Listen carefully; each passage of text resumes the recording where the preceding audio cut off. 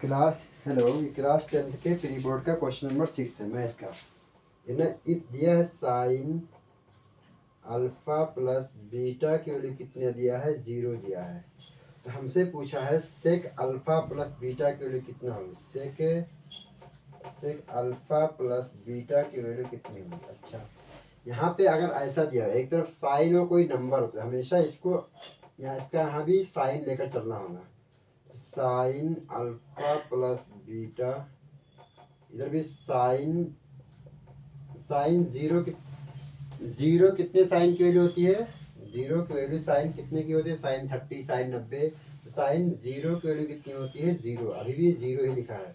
वैसे इसको इधर आता है इनवर्स में, साइन से साइन कट जाए, कंपेयर कर देंगे तो अल्फा प्लस बीटा की वैल्यू कितनी होगी, हमारे पास जीरो होगी। यानी अल्फा प्लस बीटा की वैल्यू कितनी आ गई, जीरो आ गई। तो हमें पूछा सेक अल्फा प्लस बीटा, यानी अल्फा प्लस बीटा की वैल्यू सेक जीरो।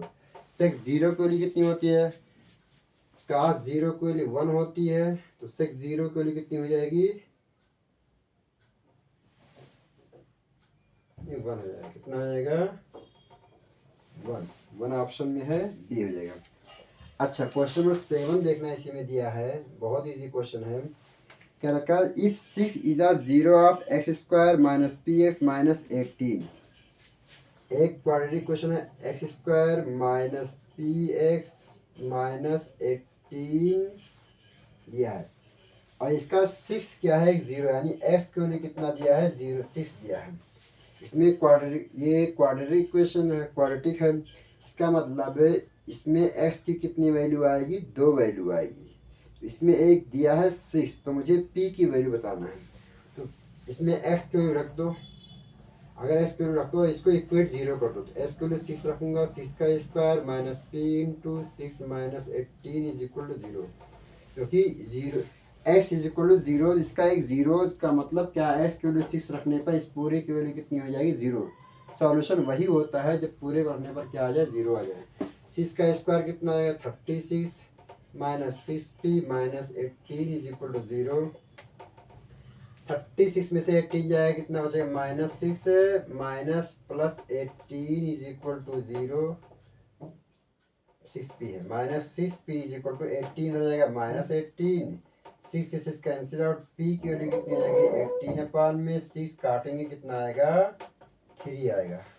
यानी यहाँ पे p की वैल्यू पूछा था, p की वैल्यू कितनी आएगी, 3। यानी इसमें ए ऑप्शन क्या है, सही है। कौन सा ऑप्शन सही है, ए क्या हो जाएगा, सही हो जाएगा।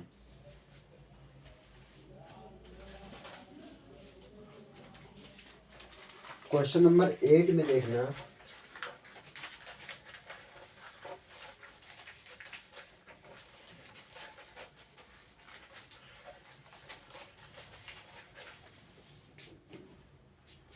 क्वेश्चन नंबर 8 एपी का क्वेश्चन है, अर्थमेटिक प्रोग्रेशन का।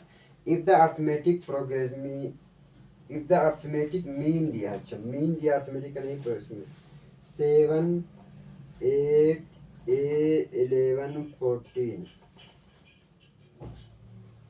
If the arithmetic mean of 7 8 11 is a, इसका अर्थमेटिक मीन यानी मीन इसका दिया है, कितना दिया है, ए दिया है।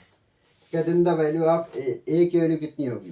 तो मीन निकालने का फॉर्मूला क्या होता है, सारे नंबर को क्या कर दो, जोड़ दो, और जितने टर्म हो उससे क्या कर दो, डिवाइड कर दो, जितने सारे नंबर को ऐड कर दो। तो मीन का फॉर्मूला क्या बन जाएगा, यहाँ से 7 प्लस 8 प्लस ए प्लस 11 प्लस 14 अपान में कितने नंबर हैं, 1 2 3 4 5, 5 से क्या कर देंगे, डिवाइड कर देंगे। अच्छा, मीन दे रखा है हमारे पास, कितना है, ए है, मीन कितना है, ए। मीन की जगह पर दूंगा ए, 8 7 15 और 10 25 26 और 14 कितना, 40। 40 प्लस ए रहेगा अपान में 5 जो है डिवाइड में आ जाएगा, कहाँ जाएगा, चलो ए 5 लिख दो भी, 5 यहाँ आ जाएगा, तो 5 A is equal to 40 plus A को इधर लेकर आएंगे तो 5a minus A is equal to 40। 5a में से ए के जाए कितना बचेगा, 4a इज इक्वल टू 40। ए की वैल्यू हो जाएगी 40 अपान में 4, यानी ए की वैल्यू कितनी आ गई, 10। मुझे पूछा था फाइंड द वैल्यू ऑफ ए, ए की वैल्यू कितनी आ गई, 10। 10 हमारा किस ऑप्शन में है, ए ऑप्शन में है, यानी ए ऑप्शन से क्या हो जाएगा, सही हो जाएगा। अच्छा, क्वेश्चन नंबर 9 में देखना क्या दिया है।